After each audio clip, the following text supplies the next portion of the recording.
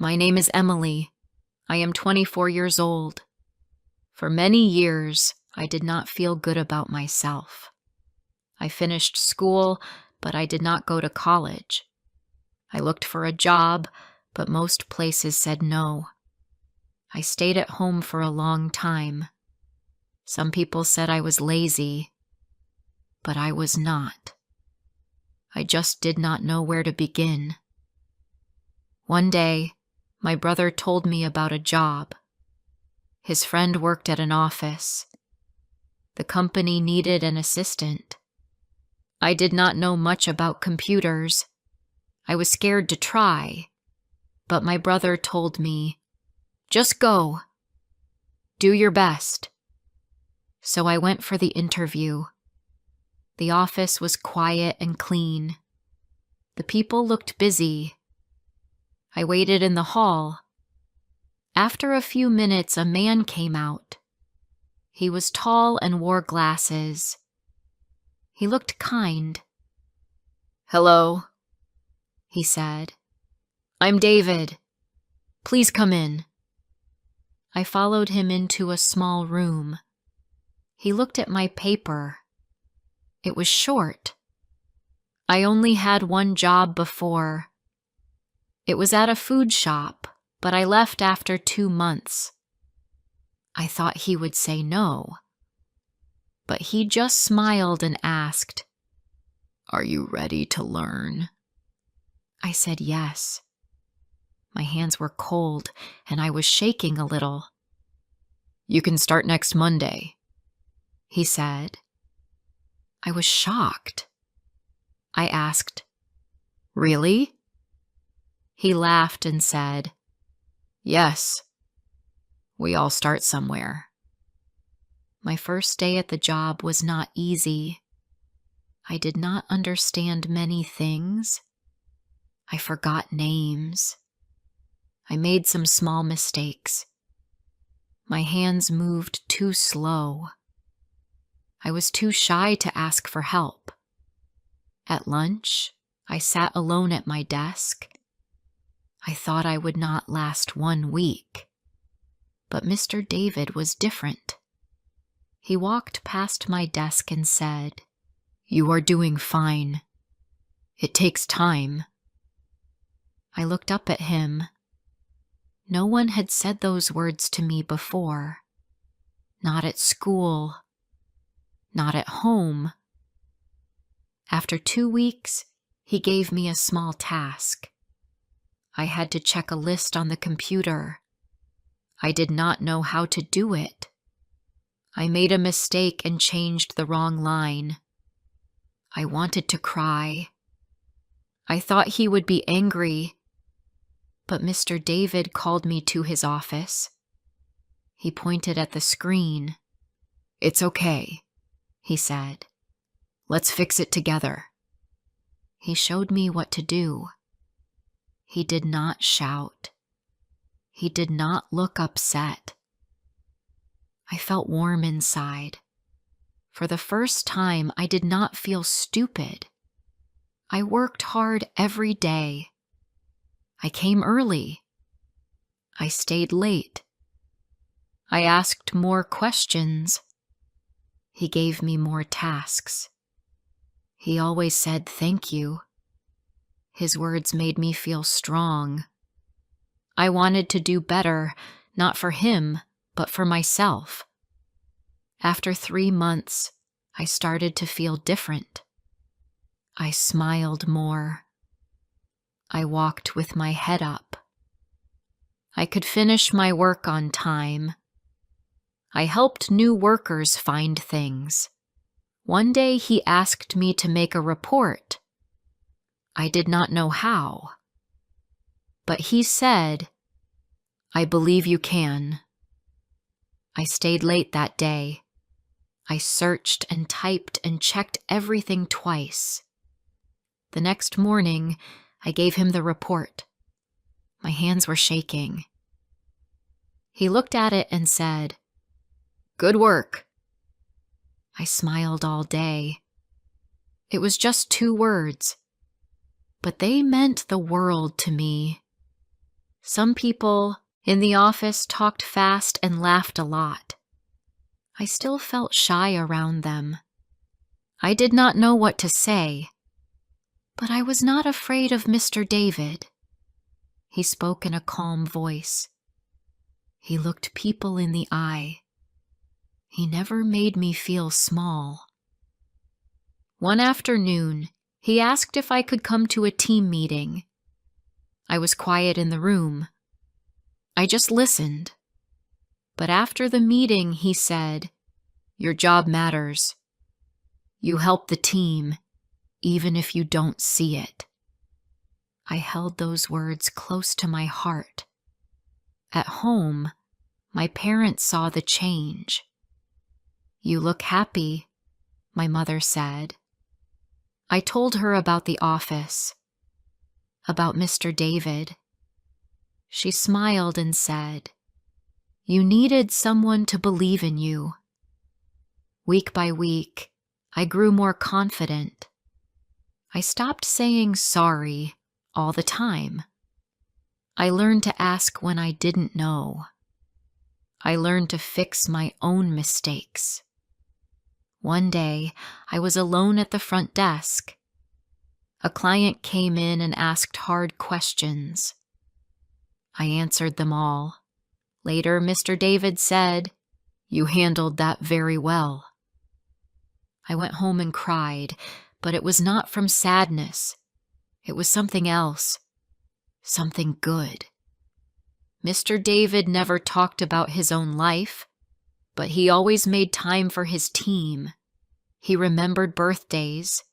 He asked about your weekend.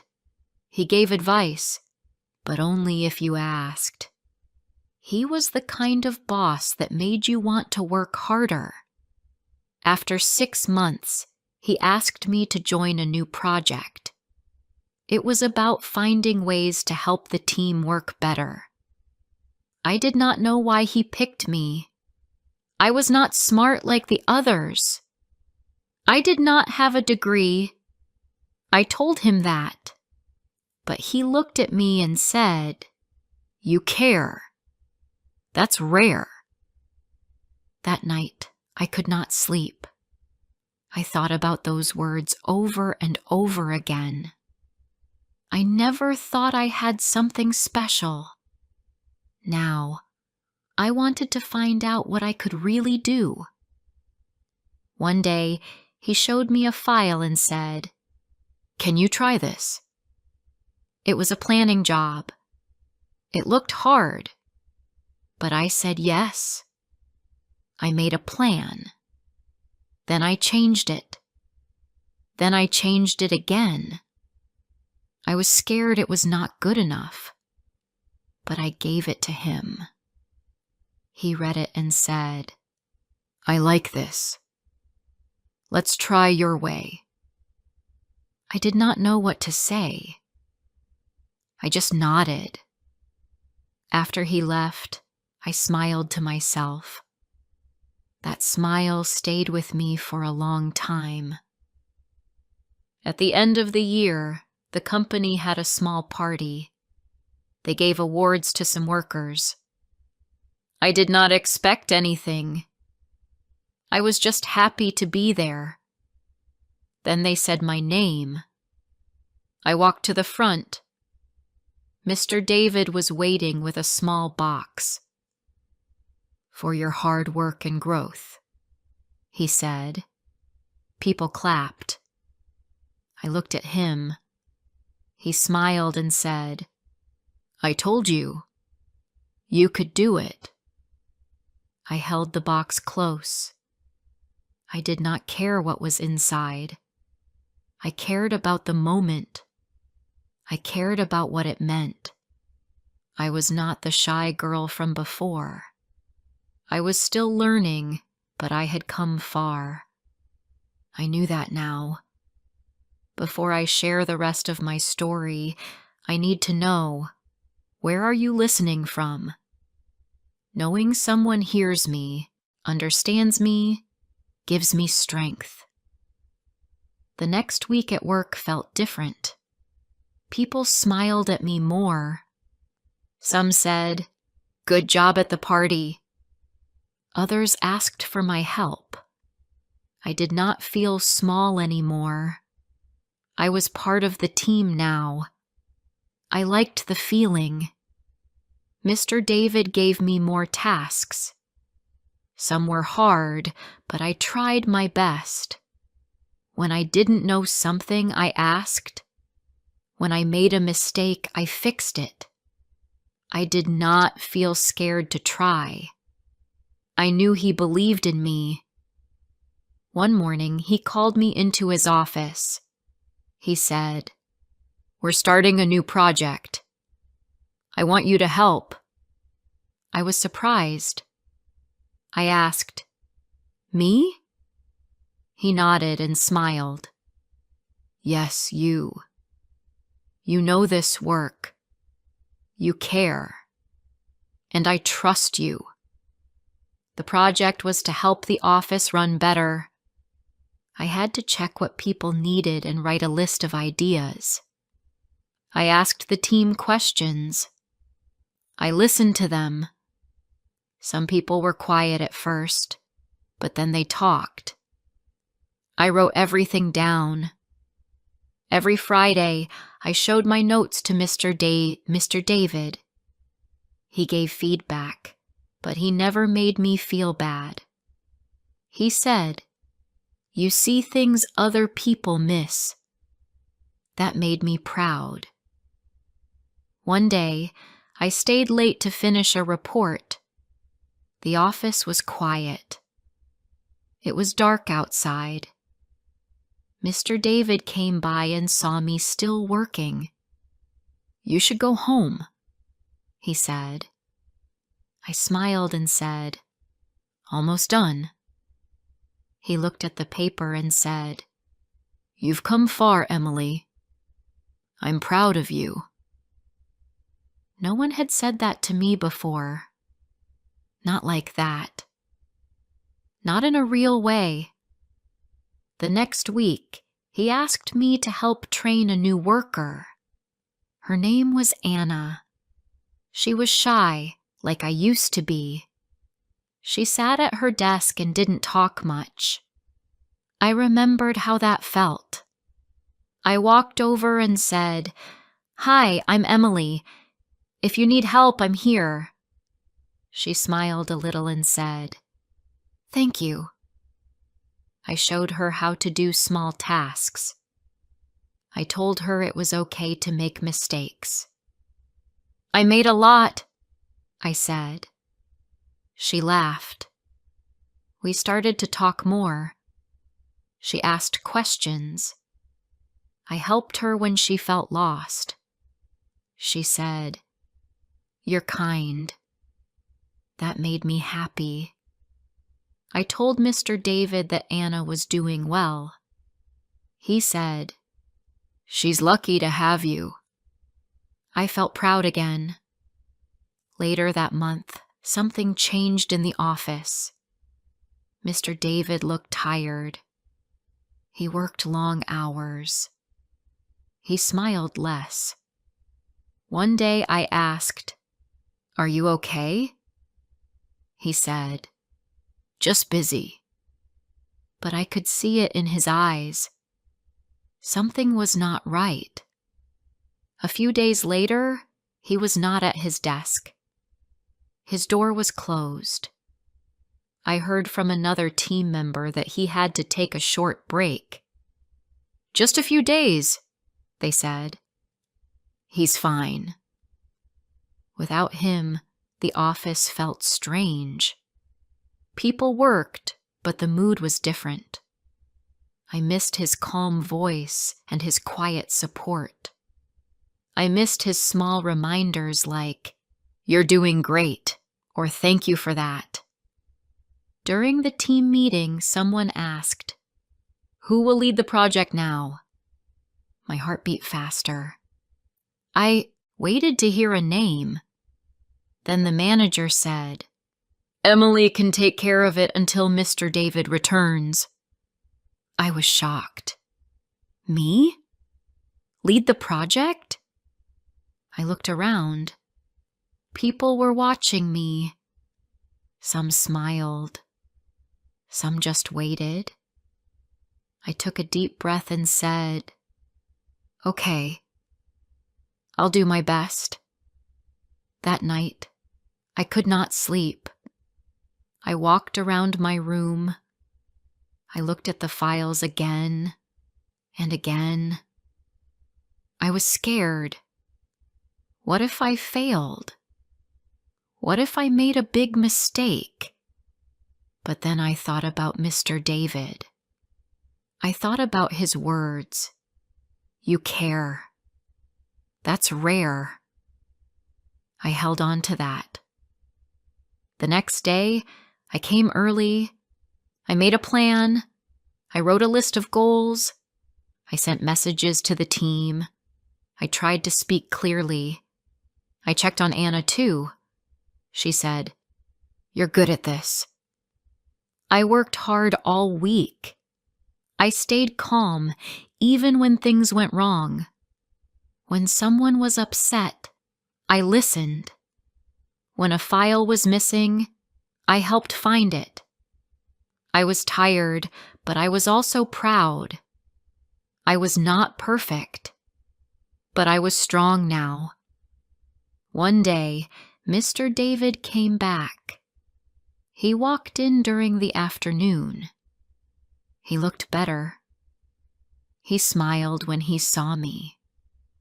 "I heard good things," he said. I smiled back. "We missed you." He sat down at his desk. After some time, he called me into his office. He said, "Thank you for leading the team." I said, "It was not easy."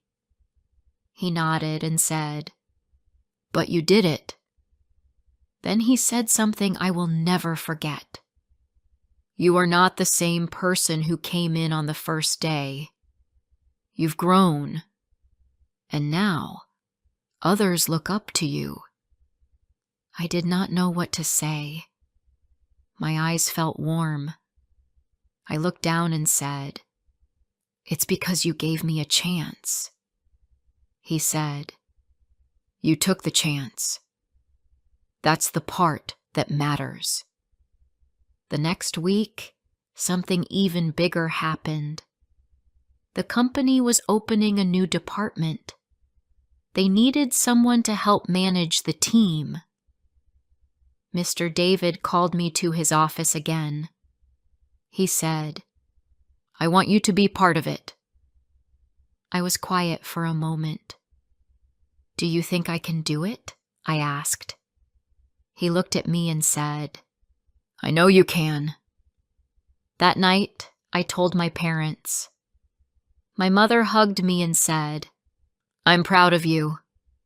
My father said, "You earned it." At work, I packed my things and moved to the new room. It felt strange at first, but I was ready. I sat at my new desk and took a deep breath. Anna came by and said, "Good luck." I smiled and said, "Thank you." Later, Mr. David walked past. He stopped at the door and said, "You'll do great here." I looked at him and said, "Because you believed in me." He smiled and said, "Now it's your turn to believe in others." I knew he was right. My life had changed, but it did not happen by magic. It happened because one person gave me trust, and I took that trust and grew from it. The new team started small. We had just 5 people. Some were older than me. One was even older than my dad. One girl had just started her first job. I felt a little nervous at first. I had never led a team before.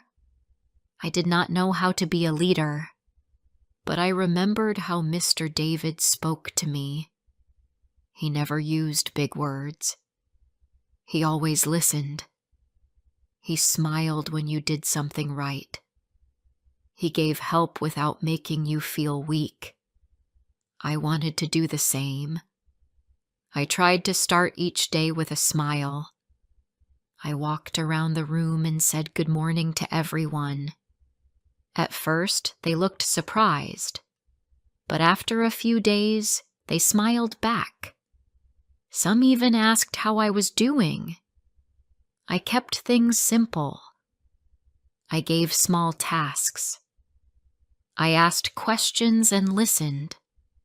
I checked if people needed help. I said thank you every day. I learned that small words can make big changes. The older man on the team, Mr. Clark, said, "You're young to be a team leader." I smiled and said, "Yes, but I'm still learning too." He looked at me for a moment, then nodded. "All right then. Let's all learn together." That made me feel good. He did not say it in a mean way. He was just honest. But he gave me a chance. The new girl was named Lucy. She was quiet and did not speak much. She always looked down at her screen. I could see myself in her. I remembered how I used to feel, nervous, lost, and scared of doing something wrong. I didn't want her to feel alone. One day, I walked over and said, "Hi, Lucy. If you have any questions, just ask me. I can help." She looked up and gave a small smile. "Thank you," she said. Her voice was soft, like mine used to be. Later that week, she made a mistake in a file. She sent the wrong numbers to another office. She looked upset. I told her, "It's okay. We all make mistakes. Let's fix it together." We worked on it side by side. It took some time, but we fixed it. I could see her relax after that. She said, "I was so scared. I thought I'd be in trouble." I said, "That's how I felt too. But we learn and grow." The days went by quickly. The team started working better together.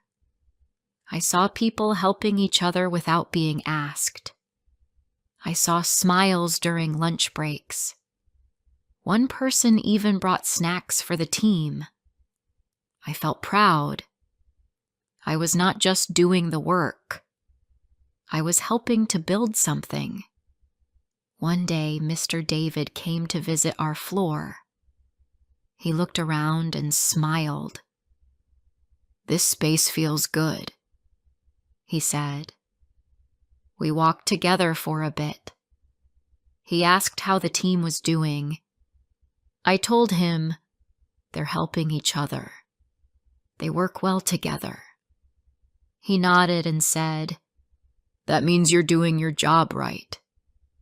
Then he paused and said something I didn't expect. "I'm moving to another office next month." I stopped walking and looked at him. "You're leaving?" I asked. He said, "Yes. It's a new role in another city. I'll be helping a bigger team." My heart felt heavy. Didn't want him to go, but I didn't want to be selfish either. "You'll be great," I said. He smiled. "And so will you. You don't need me here anymore.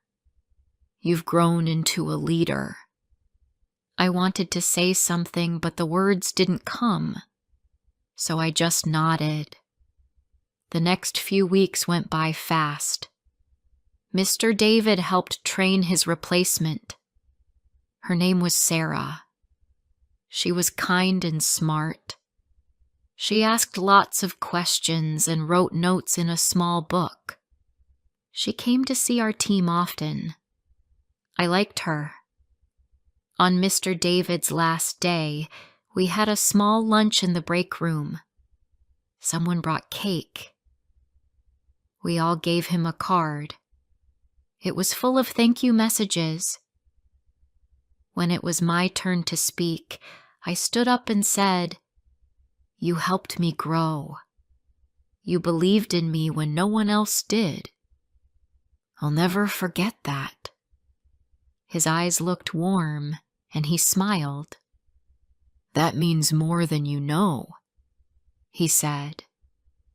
After lunch, he walked over and said goodbye. "Keep going, Emily," he said.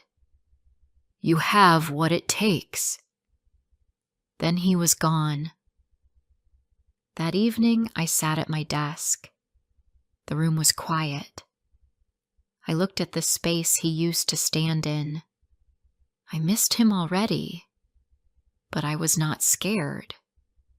I felt strong. I knew I could do this. In the next few months, I worked harder than ever. I helped train more new workers. I gave small talks during meetings. I started to share ideas with Sarah, and she listened. She trusted me, just like Mr. David did. Anna was now one of our best team members. One day she stayed after work and said, "I want to grow like you did." I looked at her and smiled. "You will. Just keep trying." I gave her a small task with more responsibility. She did great. Lucy also changed. She asked more questions and even helped others. I watched her teach a new worker how to use the printer. I felt proud. At home, my parents were happy too. My mother said, "You laugh more now." My father said, "You're not that quiet girl anymore." I told them, "Work has changed me." But I knew the truth. It was not just work. It was trust. It was Mr. David. Sometimes I sent him updates by email. "Lucy is doing well," I wrote once. "Anna is ready for more work." He always replied with short but kind words. "Proud of you," he said. "Keep leading." Then one rainy morning, a new woman joined the office. Her name was Grace. She wore a big coat and looked around with wide eyes. She sat at her desk alone. I watched her for a few minutes. She looked just like I had looked, unsure and quiet. I walked over and said, "Hi, I'm Emily. Let me know if you need help." She looked up and gave a small, tired smile. "Thanks," she said. That moment felt important. I had been that girl once. Now, I was someone who others looked to. I helped them grow. I gave them courage. And I believed in them, just like someone once believed in me. We all go through hard times, but stories like this can help us feel seen. Thank you for watching, and come back for more real moments.